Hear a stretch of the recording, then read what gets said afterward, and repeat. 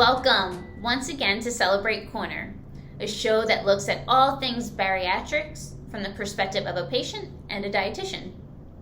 My name is Sam, and I am the Director of Nutrition and Market Development at Celebrate. Now you're probably wondering where Nick is. Well, he's off working on a really exciting project for Celebrate. So, as we fall into a new season, we thought it would be fun to dedicate an episode to answering all of those frequent questions that we receive from patients. Our most popular question that we receive is, why do we have to separate calcium and iron? Now, everyone wants to reduce the number of supplements to take in a day and take an all-in-one product, and I really wish this was possible, but it absolutely is not. When we state calcium and iron need to be separated by 2 hours for absorption, the reason is because calcium is a much larger molecule, and it will prohibit iron, which is a much smaller molecule, from being absorbed if it is taken at the same time. So kind of like visualize trying to fill a 5-pound tub with 10 pounds of water. It just doesn't work. There isn't enough space. Your body only has the space to take in so much at one given time, and that's the same for calcium and iron.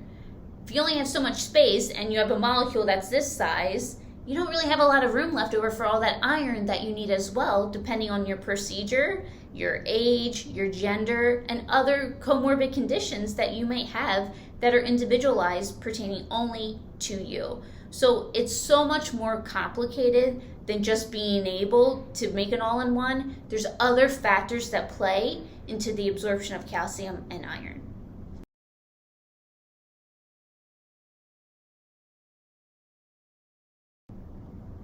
So then probably next most popular question that we've received is still related to calcium and iron, but there's research that states it, or my doctor told me there's research that supports it, or I heard on a forum on Facebook, or my friend told me that I can't take calcium and iron together. Research supports it. Well, I'm going to tell you that there's absolutely zero research that has been performed on weight loss surgery patients that states taking iron and calcium together in the recommended forms will not cause absorption issues.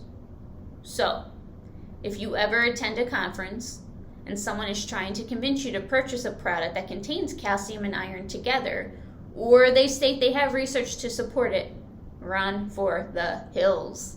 There has been research performed on calcium and iron being taken together in individuals who have not had weight loss surgery, and they were taking the lesser forms of the recommended calcium and iron than what ASMBS tells us to take. Research also was done on a very small amount of iron and calcium that was being taken together, and it was for very short term. There was never any long-term follow-up in these types of studies. The point is, do not listen to someone when they tell you these minerals can be combined, because they are providing you with misinformation to get you to buy what they're trying to sell you, and there could be long-term consequences to your health if you do take these types of products.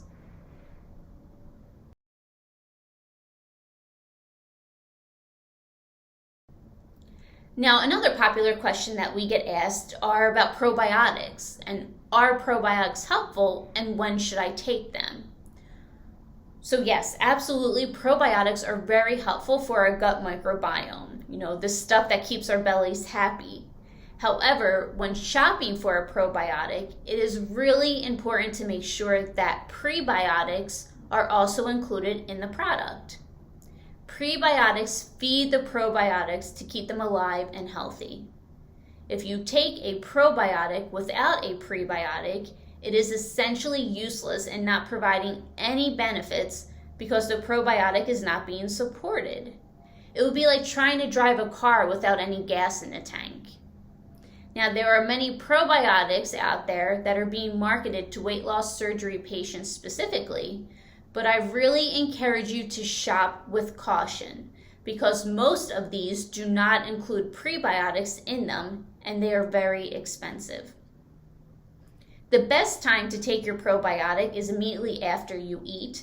They should not be taken on an empty stomach because your stomach acids could cause some problems with the probiotic. It could harm them, it could kill them, so they might not be as effective as they should be once they finally reach the point of your bowel where they need to really be able to make the most impactful health benefits on our gut.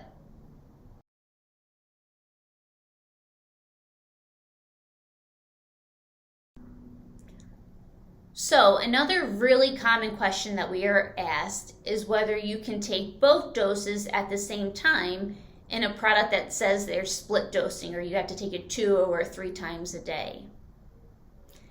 Now, it is important to follow the directions in products that state to take separate doses. Multi-dose products are formulated that way to provide the best absorption for the individual that it is intended for use. So some patients cannot tolerate larger doses at one time because they have some GI upset, maybe nausea or vomiting. Another reason for separate dosing could be due to the specific procedure that was performed and the altered anatomy that results. Depending on the amount of bowel that is bypassed in certain procedures, smaller, more frequent dosages are indicated.